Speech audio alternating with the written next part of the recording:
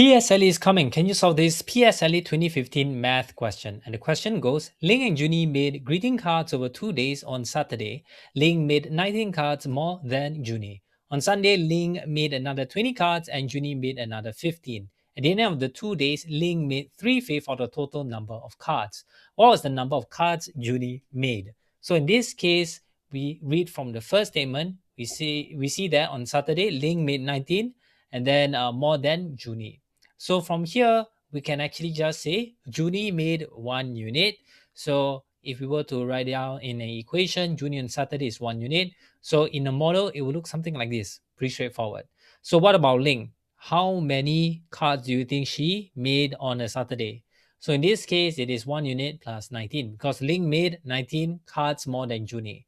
So for Ling, this would just be an additional 19 plus 1 unit. So the next thing is, the next statement says Ling made another 20 and Junie made another 15. So on Sunday, Ling will be 20 and then Junie will be, in this case, 15.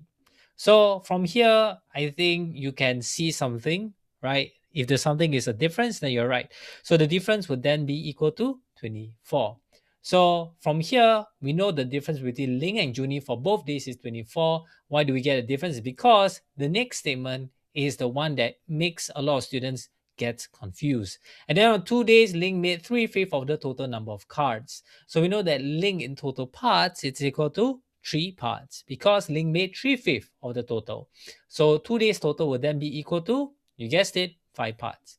Then for Junie would then be equal to the remaining, which is 2 parts. So now we know the different parts for Ling, Junie, and the 2 days total. Then if you were to draw another model, then it will look something like this. And the difference between the parts is equal to, from the model, I think pretty straightforward, 1 part. So the thing is that if you were to compare these two models, they are actually the same. So since the two models also have the same difference, that means 1 part is equal to 24. So the difference in parts is equal to the difference in the number of gift cards.